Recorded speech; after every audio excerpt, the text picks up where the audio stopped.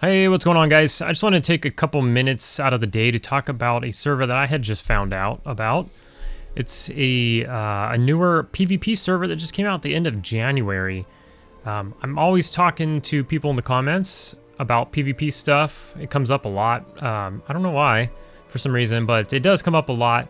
And there's a lot of cool things surrounding PvP servers. And I always thought it would be cool to play on a newer PvP server that came out. And there is one. Unfortunately, I don't have any plans to be playing on the server, but I am someone who loves all things EverQuest, and it is a newer server that sounds really cool. And based on all the comments and conversations that I've had in the recent history, I thought I would talk about it because I think it's really cool. I'm going to keep an eye on it. They do have plans in the future, so you never know what the future holds. Maybe one day I will play on a variation of this server. The server I'm talking about is Reign of Thule PvP server, which is based off of the code of Rise of Zek. So much like Quarm, which is the server I play on now mostly, much like Quarm is based off of the server code of TAC-P or the Alcabor project. This server is based off of the old code of Rise of Zek. I do want to mention right up front that most of this information was taken from an interview that Zaid did on his YouTube channel with these two guys, and you should definitely go check out his channel. I'm always talking about Zaid and his videos that he puts out, most of them entitled Drama Quest, that he goes all over all of these servers and stuff like this. His content is absolute gold. Everybody should be watching it who has any interest in EverQuest, past or present. And most of this information was taken from his interview of these two lead devs. And outside of that, you can find some information on their website or other forums and stuff like that. But most of it is credit to Zaid's interview. So it's spearheaded by Darksinga and Gangsta, who are longtime PvP server players. A lot of private servers or emulated servers and stuff like that. And I think at least one of them played on live PvP servers back in the day.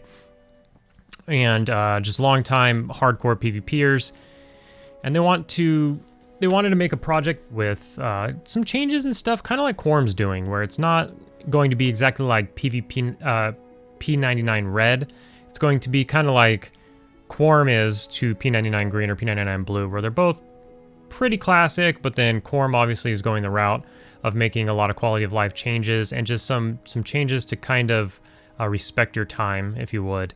And so this server is doing some similar things and kind of, some balancing, because when it comes to PvP, there's a lot of craziness and a lot of exploits and stuff that people get around. And some classes, EverQuest just wasn't balanced for PvP.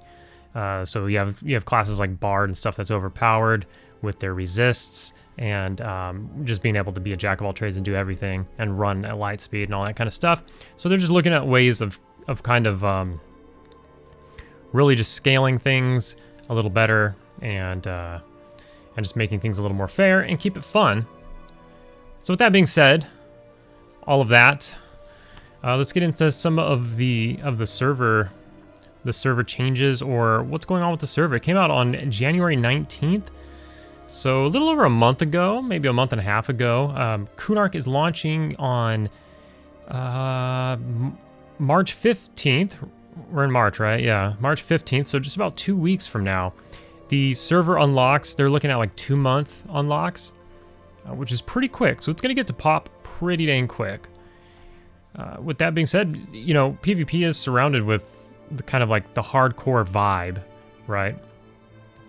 The server is going to stop at pop, much like Quarm. It's just going to get there a lot faster. So a PvP person can see a PvE person at launch, and then again if they both end up in the bazaar. That's something that's pretty interesting, I thought. Kind of cool. So with the server right now, they want to expand upon it. They want more variations of the server, but they're looking to do something that reminds me, it's actually pretty unique, but it reminds me of kind of like what World of Warcraft has done in recent days with like the sharding of zones, where you can be on the same server as someone else, in the same zone as someone on the same server, but you don't see each other. And if you were to like invite them to a group, it'll phase you into the same version of that zone. I guess you can look at that I guess EverQuest is doing that as well with pick zones on TLPs and on live. If a zone is very popular, you could be in the same zone, but you do have loading times and stuff like that. So I don't know, maybe that's a little bit different. But what they want to do is they want to come out with eventually they want to come out with a PvE server. And this is pretty interesting. But what it would do is you're on the same server, but you don't see each other. You're in parallel zones. And if you're on the PvP rule set, you're in one version of East Commons. If you're on the PvP rule set, you're in a different version and you won't see each other. But they're going to share a zone, like a Nexus if you would, but not the Nexus, in the Bazaar. And everybody can trade with everybody. So that's kind of interesting. So again, they mentioned like the Bazaar being out at launch, and there being a teleport stone, like a POK stone, in the EC tunnel. So most people, for the first 3 iterations of EverQuest up to Vilios, you usually hang out in the tunnel and you can trade back and forth. Well, this time you go to the tunnel to get yourself teleported straight into the Bazaar. The Bazaar is out, even if only Classic is out, which it currently is on this server. You can teleport straight to the Bazaar and have the luxuries of the Bazaar. So there is no tunnel trading, but it is a PvP server. So I think you can understand how it could be quite weird in the tunnel when PvP is enabled. You know, a lot of shenanigans. If you die, your money could be looted. We should get into some more of those details first. So PvP is turned on at level 6 on this server. So 1 through 5, you can't fight anybody, and that's just to, you know, help with the drama and everything. You know, you don't want people camping you when you're trying to just get started and everything like that. Your character just spawns into the world and they immediately jump on you and kill you. The PvP rule set when it comes to fighting each other in actual PvP is a 4 up and 4 down rule set for this. Meaning you can only fight people 4 levels above you, and you can only fight people 4 levels below you. So it keeps you within an 8 level range, so that you don't have like a level 50 camping lobies who are just trying to, you know, do their thing. Kind of keeps it to be kind of a fair fight, if you would, as best as possible. I mean, you know, besides that, kind of anything goes. I'm sure there's gonna be plenty of things that aren't fair, but we all know that that's what comes with PvP. And if you're a PvPer, you know all about it. There is going to be a free-for-all flagging system, though. So if you know, if a level 10 is fighting another level 10 or like a level 11 or something, and they're fighting, and then one of the level 10s has a friend who's like a druid or something, they come by, and they're level 40. Normally, they wouldn't be able to fight the level 10 or the level 11, but they see their friend right there fighting, and so they heal them to full or something like that. It's going to then flag that druid or whoever interferes with the fight. It's going to flag them as free-for-all. I'm not sure exactly how long this lasts, but it is going to flag them as free-for-all. And what that's going to do is, like it sounds, anybody who comes up and sees that person, regardless of what level range you are, they can come and they can kill them. So if like a level 50 came and saw that level 40 flagged for free-for-all, they could just go over there and kill them, and ignore the 4 up and 4 down rule set. So whenever you interfere with somebody with like buffs or heals and they're in the middle of PvP, it is going to flag you free for all, and whatever comes with that, so beware. I think that's good. They're also going to have a PvP point system, so like an honor system or a PvP point system. Whenever you kill somebody, they're going to be worth points. I don't know exactly the nuances of how all of this is calculated. I'm sure there's some sort of algorithm with, you know, levels and all that kind of stuff. If you're in a group, it's going to be split amongst your group. There's you could also, anytime you kill somebody, you can loot their platinum. You can't loot any items or anything like that, but you can loot their platinum. And now if you kill somebody and you're in a group of 3 people and you gank somebody or you gank 2 people and you loot their platinum, it's going to split it throughout the group, which is pretty cool. It's also going to split those PvP points. Now there is an in-game window that you can pop open that has like a leaderboard of who has the most points, and there's also a side system that I think it's infamy is what they called it, where you know, the more people you kill and the more you do PvP wise, you're gaining this infamy. And if you're just on a tear and you're just going around and you and your buddy are just like murking everybody you run into, you're going higher and higher on this infamy, and you yourself is going to be worth more points when somebody comes along and they kill you and you're infamous, you know, you've been on a rampage, you've killed like 15 people, and then somebody comes along and they murk you, they're gonna get a lot of points for doing that because you're infamous. So I thought that was a cool little system that they've implemented. Having the PvP leaderboards is really cool. You can sort the leaderboard by kills, deaths, points, etc., stuff like that. Definitely a cool thing that they implemented it into the game, and you don't have to go to an external website to view this information, because it's really off-putting when you have to, like, you know, go to it. Anytime you have to go to an external website, you know, a lot of people are just gonna give up. Even that small task, people are just already out. Coin does not weigh anything, so that incentivizes people of having coin on them, right? A lot of times you see now is you go to a bank, you offload your coin because coin weighs. If you're playing on P99 or if you're playing on Quarm or something like that, your coin does weigh you down. And on this server, it doesn't weigh anything, much like TLPs or live, because that's actually incentivizing you and kind of giving you one less reason to go to the bank and drop it off. And so you just get caught having it, and when somebody kills you, they can loot that coin.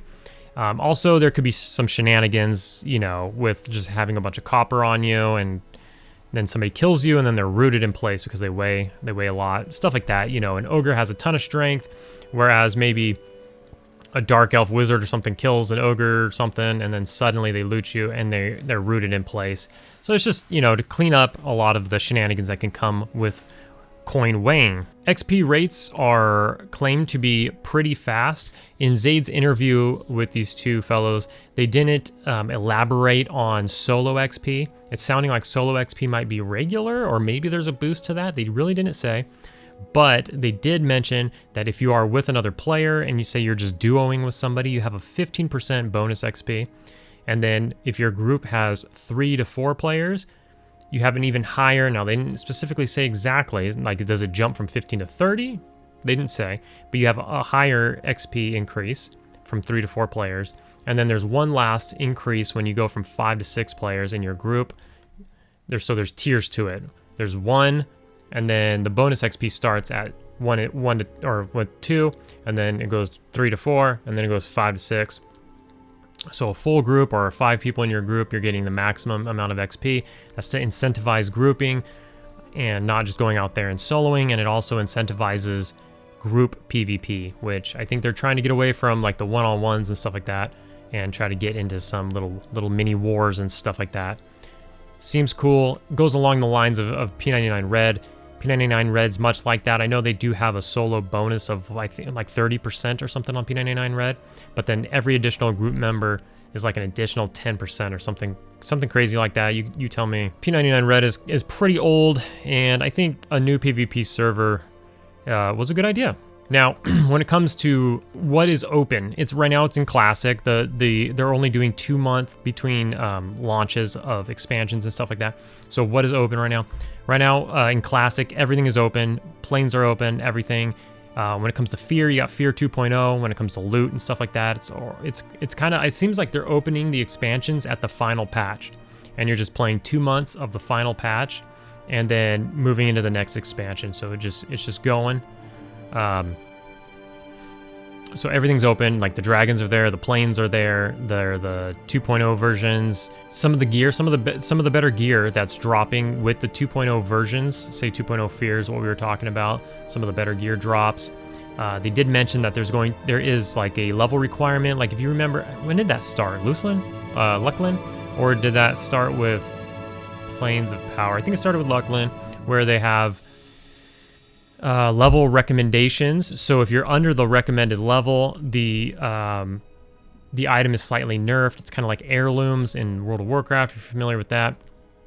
And so the higher or the closer you get to the recommendation, the stats keep going up until you get to that recommendation, and then you get the full stats.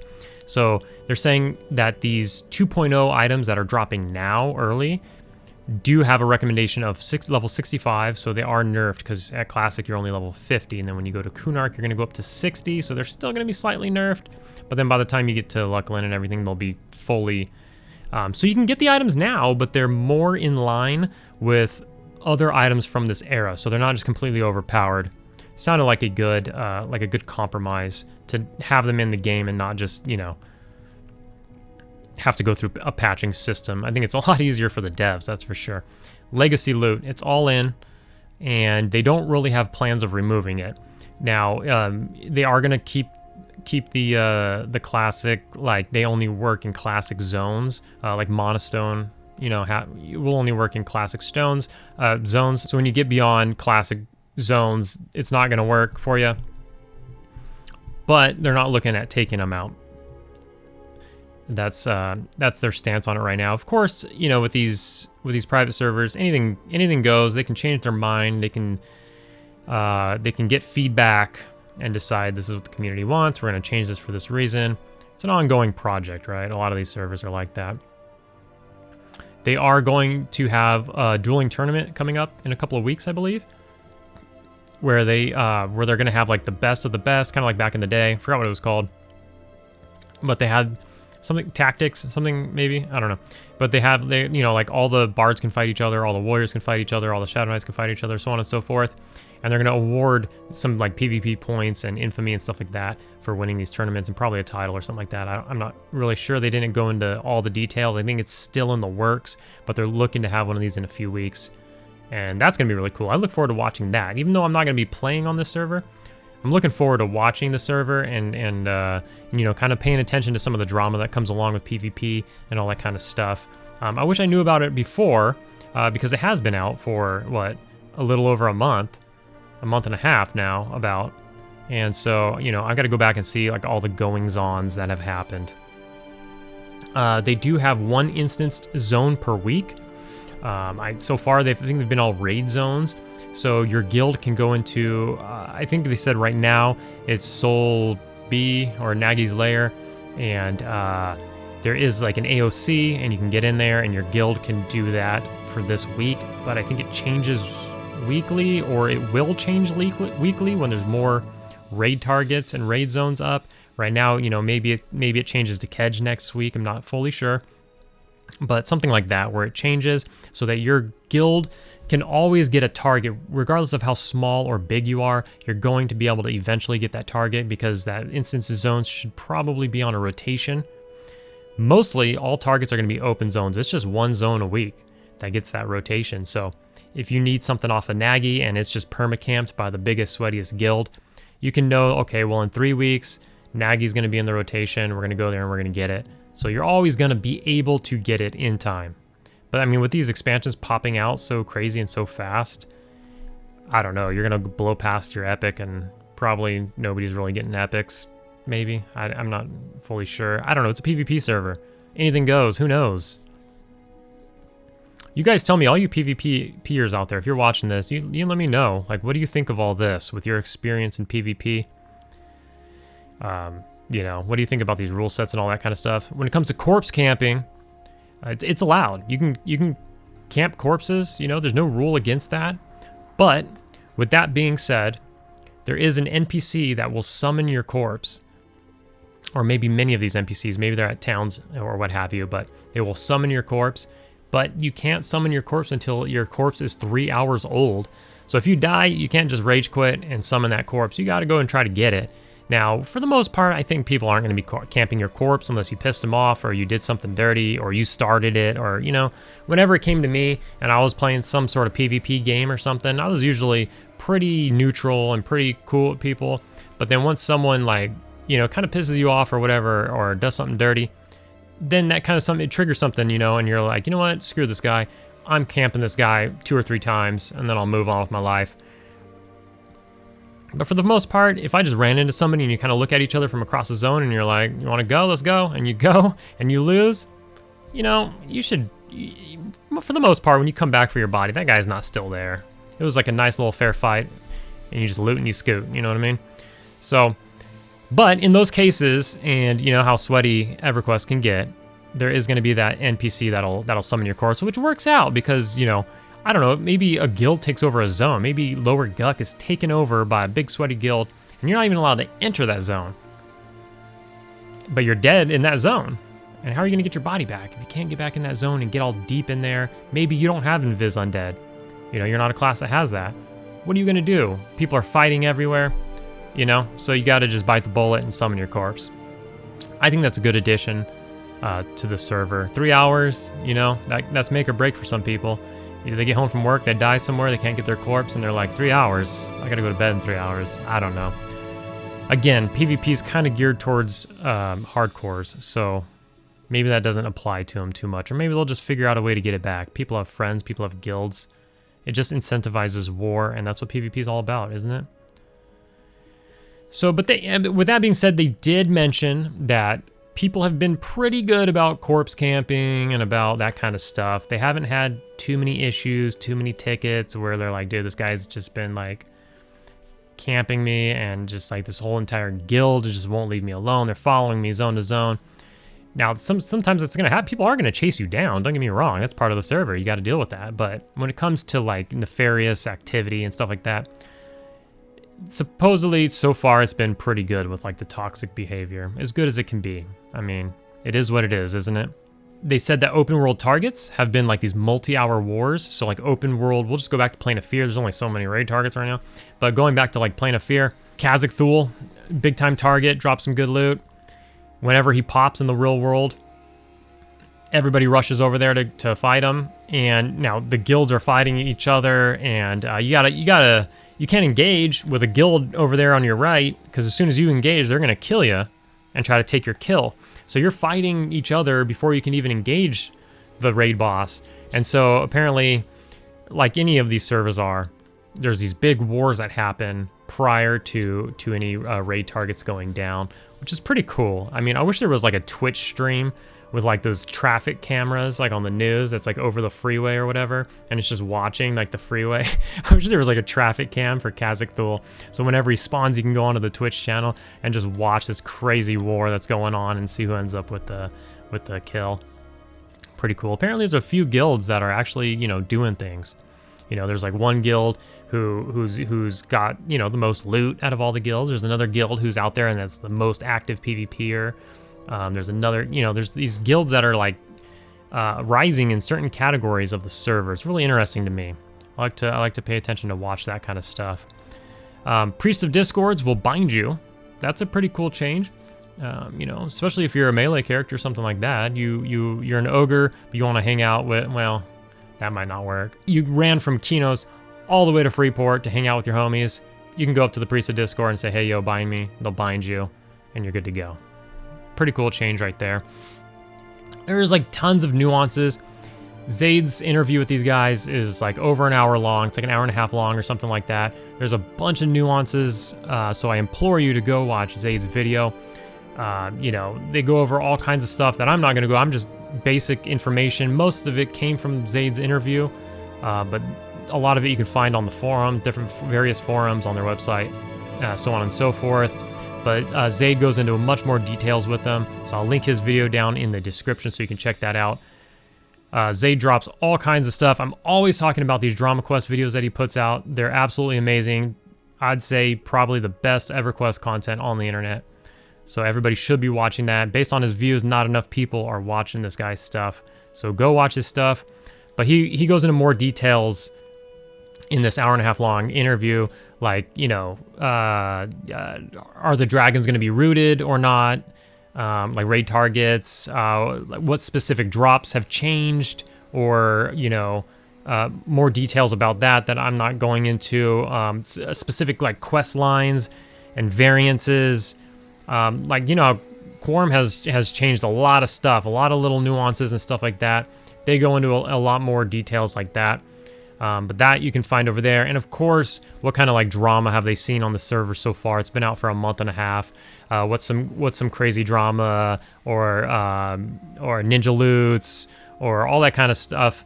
They do go into more details on all of this stuff and the finer little details of all of this server and stuff like that. So I implore you to go check that out on Zaid's channel. Outside of that, I will see you in the next video.